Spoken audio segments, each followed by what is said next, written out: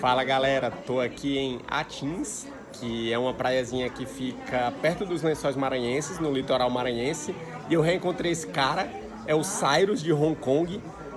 Eu tinha conhecido ele ano passado na Chapada Diamantina, na Bahia, e agora, vários meses depois, quase um ano depois, reencontrei ele aqui nos Lençóis e eu falei, cara, o que você tá fazendo aqui ainda?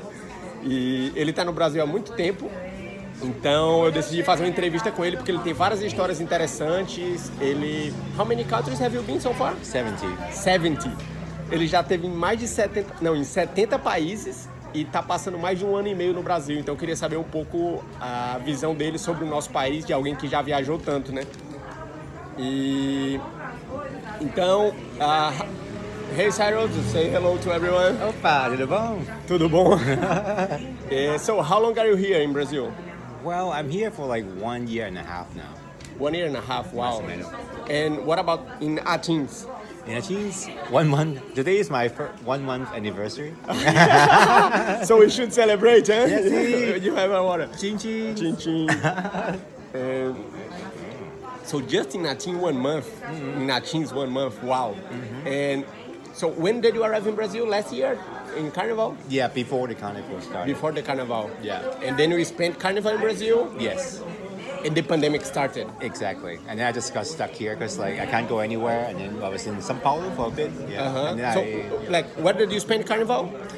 so I spent half the carnival in Salvador and then half of it in Rio. In Rio. And then afterwards I spent the post carnival in São Paulo. In São Paulo, yeah. There are still parties post-Carnival, right? Sim, sim. And after São Paulo, can you like make a really quick, where have you been around Brazil? Yeah. So I first came to San Luis. I flew up from São Paulo to San Luis, and then I came to Lençóis Maranhenses. And So then, you've been here before, last year? yeah, this is my second time here. I just love Gosta it here. mesmo. Yes. And then afterwards, I continue along the northeast coast to Jiri, Fortaleza, and then like all the way down to Salvador. In between, I also flew to Fernando, to Noronha. And then from Salvador, I started hitting inland, went to Chapada Diamantina. That's where Where we met. Yeah, exactly. And then from there, went to Brasilia, and then went to another Chapada. Dos Veadeiros? Yes, that one. And then afterwards to Jelapang, and then Chapada das Mesas, and then Belém, took a boat to Manaus, do the jungle thing, and then went back to Salvador and continue my way down to the south, all the way back to São Paulo. Oh wow, and then you've been to Ilha Grande in Rio? Yeah, and then I flew back here again and do this again. And now you are kind of living here. Yeah, sort of, yes. It's crazy. We walk around the street and everyone knows him. Like they're like, hello, Cyrus. Hello, how are you? It's amazing. It's so fun. And before coming, this is your first time in Brazil, right? Yeah, my first time. And what did you hear about Brazil before coming here? So before I came over to Brazil, like everyone was telling me it's dangerous and you know like you have to be careful, blah blah blah blah blah blah. So at the beginning, I also didn't know so much about like Brazil because like that's all I heard basically. And then I also heard about the carnival, of course. So my plan back then was just to come over here to do the carnival, and then I'm gonna go maybe to Peru to do some hikes and stuff. So So you were supposed to stay just for a short time in Brazil? yeah. For Like, Carnival, because all you heard was like Carnival and dangerous place. seeing Yeah. exactly. But then you came and you are just here. So Yeah, I what mean- do you think about Brazil now? Like after being here 1 year and a half? Oh my god, I love to hear it. So like the thing is where like after I started exploring Brazil and I just thought like it's not really as dangerous as what people think. And then like also there's like so much more to offer other than, you know, just carnival. Like the country is so beautiful, and then like you have like all this variety of stuff to do. Like so like you have the jungle, you have the nice beach, and you have the mountains. Like nature-wise is amazing, and also like there's so much different culture in different states as well. So everywhere when I travel, I just feel like I'm in a different country kind of thing. So I when you change the states, right? yeah, I changed the state. Yeah. So I'm really glad that I got stuck here because like somehow like I got the chance and opportunity to explore the country and see it in a different way, kind of. And what do you think about the Brazilian people? Oh, they're so lovely. Like I remember, like I told you, right, the first day when I arrived to San Luis, like on this 40 minutes bus ride from the airport to San Luis city, there were like 4 people came, like because they saw me on the Google map, and then like was They trying saw to you figure checking out, the phone, right? Yeah, I was trying to see like which stop I should get out, and then like 4 of them like just came to me like separately, and then they asked me if I need any help. Just on one bus ride. That's like amazing. Yeah. And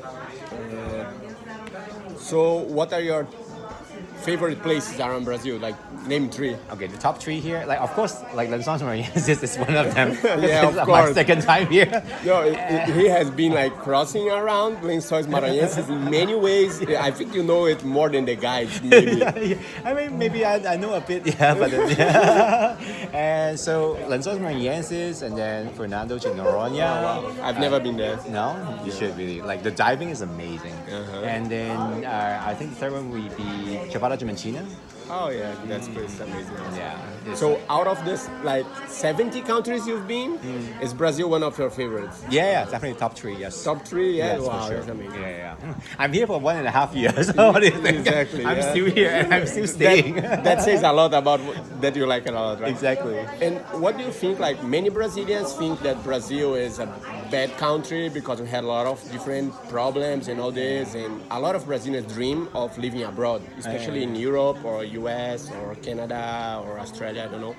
What do you think about this? Like, do you think it's a bad country to live or? No, not at all. I actually would love to live here. Like, it's amazing. Like, I feel like because if you stay in the country, you have so much to see, and then also, I don't know, like if you want the convenience, you can go to the big cities. Like the cities offer almost everything, and then if you want like a quiet life, you can always come to places like Achins or like there's like some communities in Chapada Diamantina. Like there's so many options. So I don't know. Like I would love to live here actually. Yeah. I also love Brazil. It's nice to hear you. That's coming from you after you travel a lot, right? Wow, our country is amazing. And being here for so long, how is your Portuguese? Have you learned some? Can you tell us pouco? Pouco, sim. Pois fala pouco o que você sabe. Pouco. Okay, let me see. Bom dia. Bom dia. Boa tarde. Boa noite.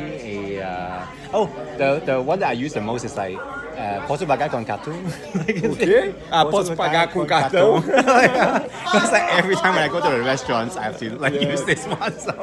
Most people in Brazilians don't speak really good English, right? Yeah. How are you handling this thing? Well, sometimes it's just like Google Translate. This is like the number one thing. Google Translate, and then also sometimes I can pick up some words from the sentences, and then I can make sense of it. So roughly, I could guess what they're saying, and also like I would give them some words like I couldn't like form, keywords, right? Yeah, exactly, just the keywords, and then they could roughly guess what I'm saying. Okay, that's good. Yeah, and body language and like Mimics, yeah, right? Yeah, see.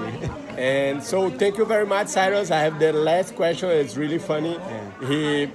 Like here in Maranhão, eu explico em português. Aqui no Maranhão tem uma cidade maior que chama Barreirinhas e Atins é uma cidade menorzinha na praia, né? So to Atins, you left your stuff in Barreirinhas, right? Yeah. How many clothes did you bring to Atins?